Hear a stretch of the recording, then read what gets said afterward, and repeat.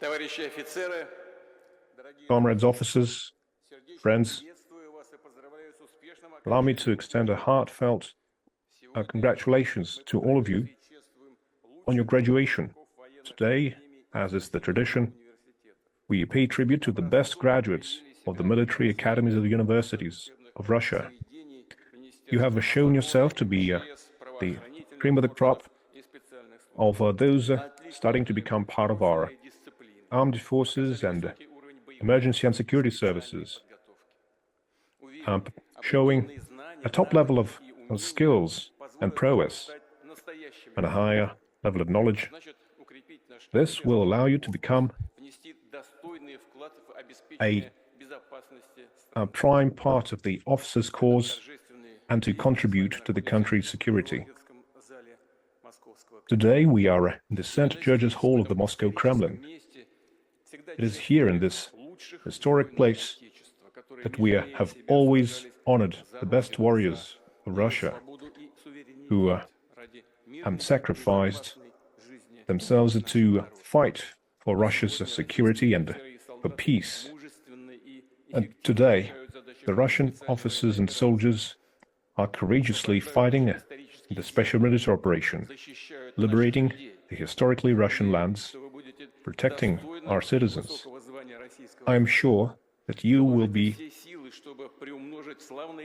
a powerful addition to the officers' corps, and that you will uphold the traditions. And I hope that you will continue to develop professionally and to master the arts. As Dragomilov said, a leader who is truly committed to the cause must constantly learn, because without knowledge there can be no victory. Friends, you're about to embark on your military career to head military units at a very difficult time. The current international situation is far from stable.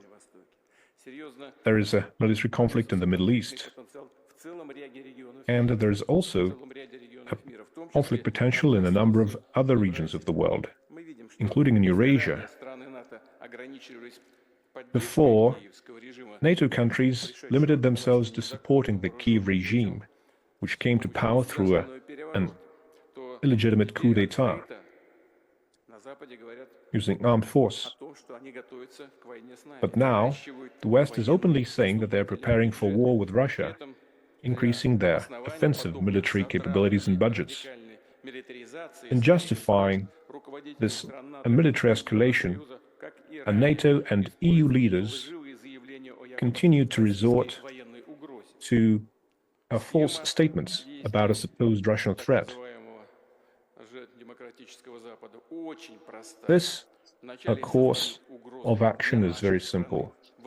First, they create threats to our country, forcing us to take appropriate measures to defend ourselves and to ensure our security, and then they proceed to accuse us of all of the deadly sins, to justify their aggressive policies against Russia.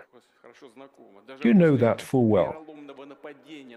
Even after the treacherous attack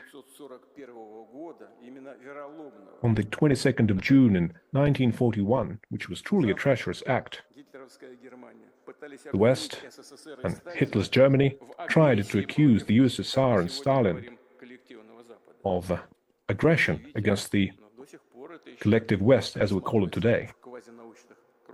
It is surprising to learn that this is a concept seriously considered in academic circles today. Russia stands for equal and indivisible security for everyone. It is clear that this can only become reality if we create a truly multipolar system of international relations and reliably ensure the security of every state. Together we can counter any kind of internal and external threat. In accordance with the State Armaments Program, we are modernizing our nuclear triad, the land forces, increasing the combat capabilities of the aviation and the naval forces. We see that many types of weapons have made leaps in development. This year, over 1,000 different types of weapons and equipment were tested in combat, including UAVs, robotic systems of various type and purpose, and many other kinds of equipment. A constant information exchange between the troops on the front line and industrial enterprises providing the equipment is established, constantly gathering a new intelligence on the types of weapons that are most effective and acquiring the information necessary to improve them. This is especially important, and as it is done using the domestic technological frameworks and resources, this is done through the constant efforts of our engineers, designers and inventors, and this is something that ensures the stability of our economy. But nothing can replace the courage and the professionalism of our forces. The main component of the special military operation is, of course, our personnel. And the force that guides, that commands, is, of course, the commanding officers. As Peter the Great said, any officer is to his unit as the soul to the body. It is the officer who must hold the highest standard of duty and honor, and so we must improve the officer's course on a continuous basis to keep these high standards up, both today and in the future. Comrades, we are witnessing the entry of new officers into the various types of forces, including our security and emergency services, and we must ensure that we reinforce the positive trends and fight those that pose a threat, such as terrorism and corruption, and defend the legitimate interests of the citizens of our country. And of course, we must make sure that those fighting in the special military operation receive all the support that they need, and that the liberated regions are supported as they should be. I'm sure that every one of you will do everything they can and will be a true heir to the glorious military traditions of Russia. I want to thank your teachers and instructors, all of your mentors, and everyone who made it possible for you to achieve such a great result. And of course, I would like to convey the best words of gratitude to your families and friends. Once again, I congratulate the classes of 2026 with your graduation. I wish you continued success.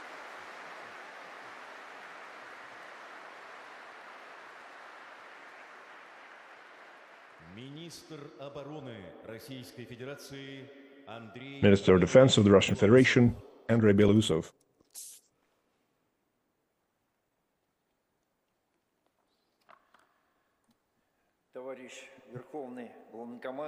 Comrade Commander-in-Chief, officers, on behalf of the Ministry of Defense and myself personally, my congratulations to graduates of military schools, their successful completion of their studies. The knowledge you have acquired will be a foundation for your careers, but the true mastery of an officer manifests in his daily service to motherland, which is expressed in observing your duty. Today's times pose new challenges in front of us. The configuration of threats is dynamic, and means of countering them require a new, deeper understanding of state-of-the-art technological processes. Today, the armed forces are actively introducing artificial intelligence, robotic systems, and integrated control systems. Your task is not only to be masters at deploying such machinery, but also to perfect the tactics of its use. You should remember that behind every algorithm and every machine, there is a human, which is why your ability to effectively manage people is one of your fundamental skills. You must become commanders capable of organizing harmonious work of a collective, ensuring strict order and taking responsibility for the end result. Many of you already have unique combat experience gained during the special military operation. And you must integrate this experience into modern tactics, improving the combat efficiency of your units. This will allow us to strengthen our achievements, our current achievements. The officer's title, officer's rank, is not a privilege, it's your sacred duty to your motherland. This must be the ultimate truth for you. Your competence, your gallantry, determines the security and safety of our citizens and our homeland.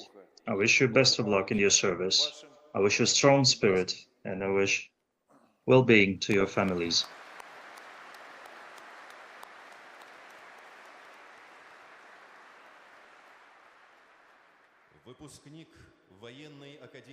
Graduate of the Military Academy of the General Staff of the Armed Forces of the Russian Federation, Major General Oleg Zakharov.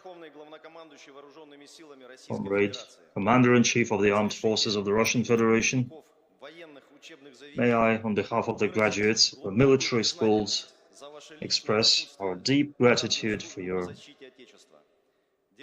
personal address on the 9th of May, and its entire multinational people marked the 81st anniversary of the historical victory. The great victory, the historical importance of which is beyond time. And now, our motherland and its armed forces on the battlefield defend the freedom conquered by our ancestors.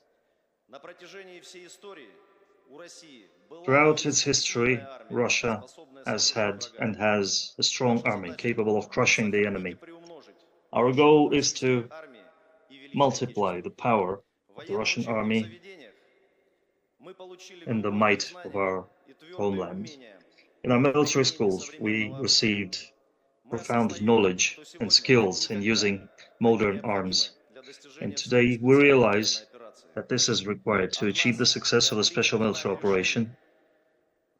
Us and the decisions we make will determine the lives of our subordinates and the future of the country. Comrade-in-Chief, Supreme Commander-in-Chief, we express to you, to the Defense Ministry, to our teachers, words of gratitude for example of serving homeland, and our gratitude for the knowledge we've been given. We assure you that we're all ready to serve the country, to protect its national interest and strengthen its defense capability.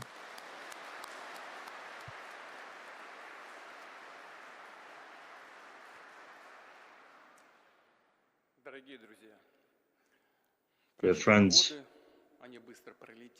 it has been years flew past.